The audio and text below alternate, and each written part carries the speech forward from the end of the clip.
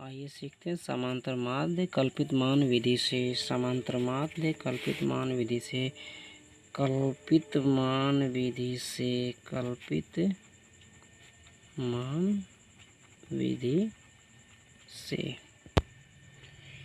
इसमें कुछ बातों को याद कर लीजिए। जैसे ए क्या है, डी यह क्या है, एक्स आई यह क्या है। तो ए का मतलब होता है कल्पित मान, डी आई का मतलब होता है विचलन और एक्स आई का मतलब होता है मध्यमान। चलिए इसमें इम्पोर्टेंट है डी आई का फार्मूला। तो देखते हैं डी आई बराबर होता है एक्स आई में से ए को घटा देना। ये डी आई का फार्मूला है, ठीक है। ए क्या है, ए हम मानेंगे एक्स आई में से किसी एक पद को हम ए मान लेंगे जो सबसे बीच में आएगा। चलिए उदाहरण से देखते हैं फटाफट। आपको सबसे पहले मिलेगा ऐसे वर्गांतराल मिलेगा, वर्गांतराल, फिर आपको मिलेगा बारंबारता,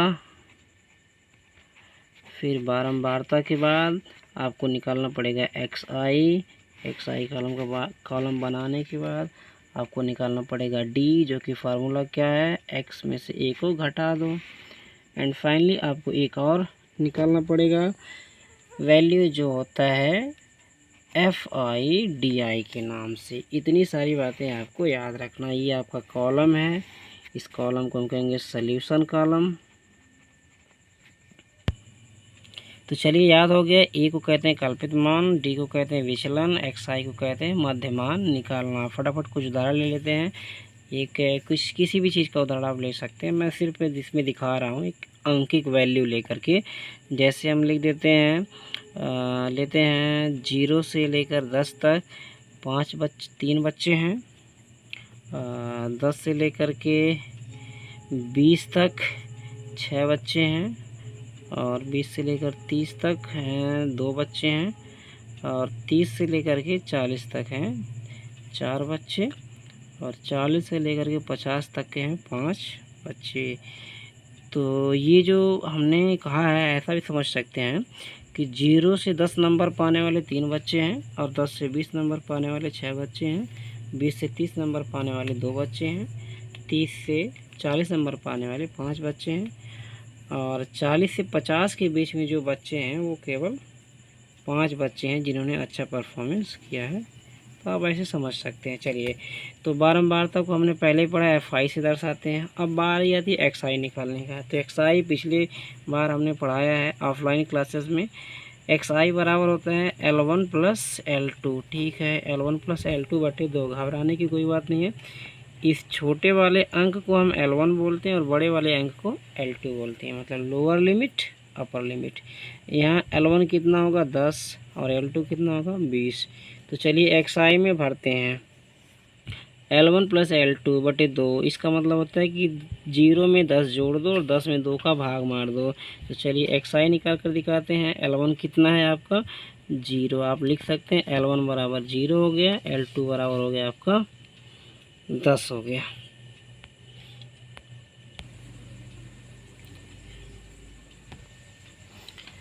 L1 कितना है 0, L2 कितना है 10। तो एक्स आई कैसे निकलेगा, 0 प्लस 10 को जोड़ देंगे, 2 से भाग मारेंगे तो 0 और 10 जुड़ेगा तो आपका 10 आ जाएगा, 2 से भाग मारने पर आएगा 5। ठीक है, सवाल को समझते हैं। तो L1 और L2 को जोड़ने पर कितना आ गया 5। याद रहे एक्स आई कैसे निकाल रहे हैं ये से, ठीक है। 10 में 20 जोड़ दिए 30 हो जाएगा, और 30 में 2 से भाग मार देंगे कितना मिल जाएगा 15। फिर 15 में आप फिर जोड़ दीजिए जो भी मर्जी खाता है। इसका पैटर्न आएगा, आपको देखना होगा 10-10 का पैटर्न आएगा। देखिए 10-10 का अंतराल है तो 10 जोड़ते जाइए। 5 में 10 जोड़ेंगे 15 हो जाएगा, 15 में 10 जोड़ देंगे कितना हो जाएगा 25। आप ऐसे भी निकाल सकते हो कि 40 और 30 को जोड़ दो भाई 50 हो जाएगा। 50 का आधा कितना होता है 25 होता है। 30 और 40 को जोड़ दिए कितना हो जाएगा 70। 70 का आधा कितना होता है 35 होता है। अच्छा 40-50 जोड़ दिए 90 हो जाएगा, और 90 का आधा कितना होता है 45 होता है। मतलब क्या है 10-10-10 सब में जोड़ा गया है। चलिए अब शुरू करते हैं डी आई को निकालना। तो डी आई निकालने के लिए हमारे पास फार्मूला है कि डी आई बराबर एक्स आई माइनस ए। अब ए को क्या करें, ए को हमने पहले बोला है एक कल्पित मान है और इसको एक्स आई में से चुनना होता है। तो एक्स आई में से ऐसे मान को चुनेंगे जो सबसे बीच में। चलिए देखते हैं। अब देखो यहाँ 5 है, 15 है, 25 है, 35 है, 40 है। अब देखिए सबसे बीच में कौन है, यहाँ से ले लेंगे तो 2 इधर हो जाएगा, 2 इधर, बीच में कौन हो गया 25। तो यहाँ हम लेंगे ए बराबर ले देंगे 25 लेने पर। तो ये जो ए बराबर 25 लिखा गया यही आपका कल्पित मान है और इसी विधि को हम लोग पढ़ रहे हैं। चलिए तो करना क्या है, इस 25 में से 5 घटा दीजिए। ठीक है, तो 25 में से 5 घटा देंगे कितना हो जाएगा 20। फार्मूले पर रख कर देंगे तो -20 आएगा। दिखा देता हूँ फार्मूले पर। चलिए फार्मूले पर डी निकाल कर दिखाते हैं। D I x I minus है आपका 25। ये 25 कहाँ है, ए का मान लिया गया है 25 जो हमने सबसे बीच में था इसको माना था। चलिए तो डी आई निकालेंगे तो सबसे पहले एक्स कितना है भाई, एक्स आपका 5 है तो लिख देंगे 5 माइनस 25। तो डी आई बराबर फाइनली सॉल्व करने पर आ जाएगा आपका -20 हो जाएगा। तो मैंने यहाँ पर -20 कर दिया है। चलिए तो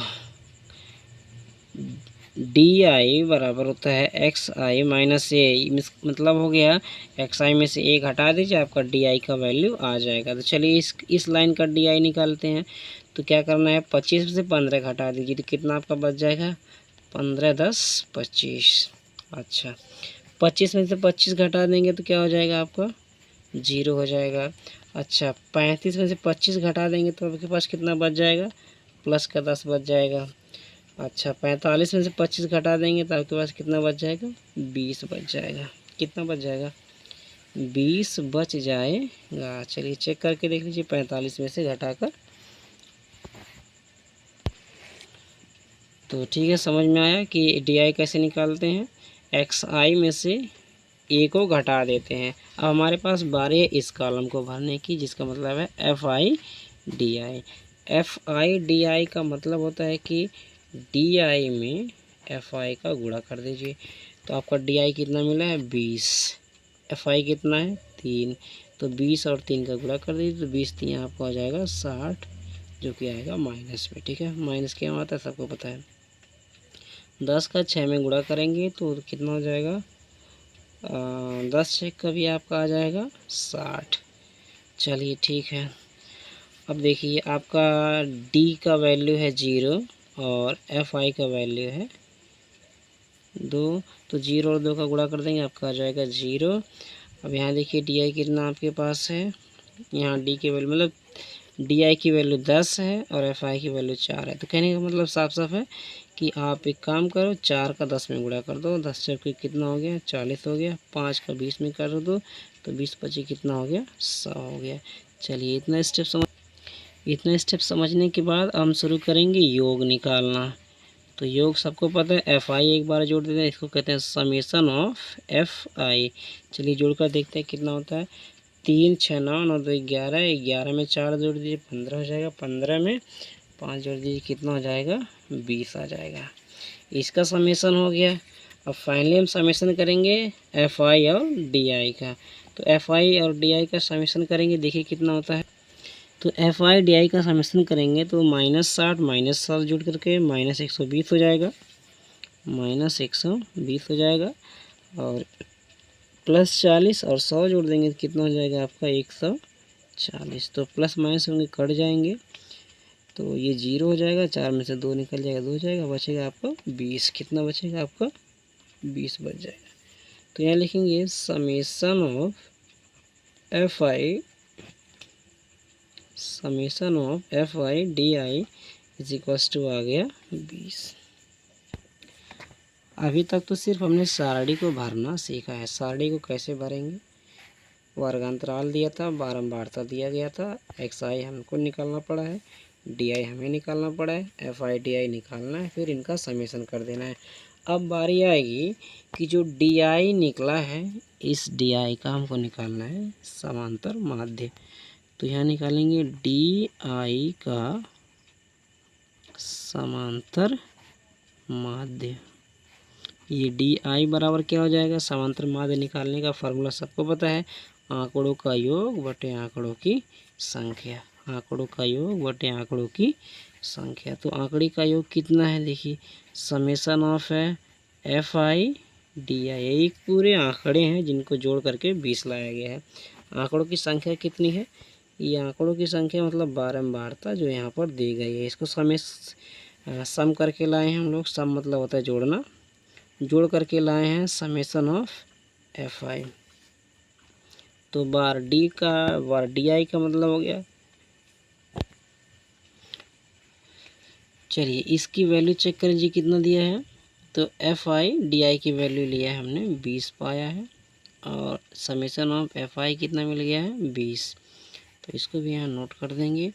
तो जो इसका समांतर माध्य या एवरेज जो आया वो आया है 1 का। ये तो रहा एवरेज। चलिए आगे सुनते हैं। अब जब DI का समांतर माध्य निकल जाता है तो पूरे का समांतर माध्य निकालने के लिए हम लोग इसी DI में पुनः A को जोड़ देते हैं जो कल्पित मान आया था। अतः समांतर माध्य बराबर हो जाएगा, समांतर माध्य बराबर आपका हो जाएगा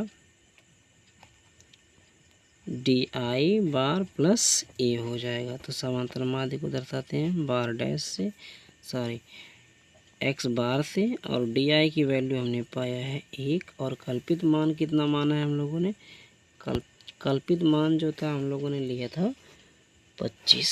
कितना लिया था 25, आपको याद होना चाहिए। ये हमने माना था कितना 25, तो यहाँ लिख देंगे 25 एंड फाइनली सॉल्व कर लेंगे।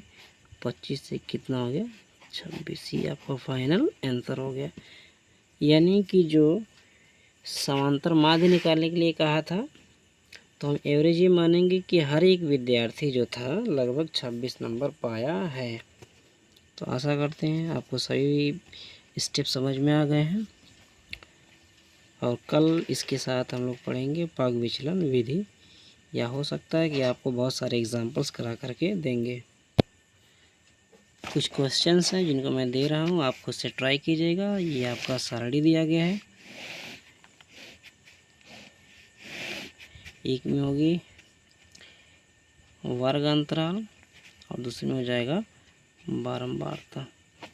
तो चलिए वर्ग अंतराल में हम लिखते हैं 0 से लिखते हैं 5, 4 लोग, 5 से लेकर के 10, 6 लोग, 10 से लेकर के 15, 3 लोग, 15 से लेकर के 20, 1 लोग, 20 से लेकर के 25, 25 में आ जाते हैं आपके 3 लोग, और 25 से लेकर के 30 तक में आ जाते हैं आपके 4 विद्यार्थी। क्वेश्चन नंबर 1 हो गया।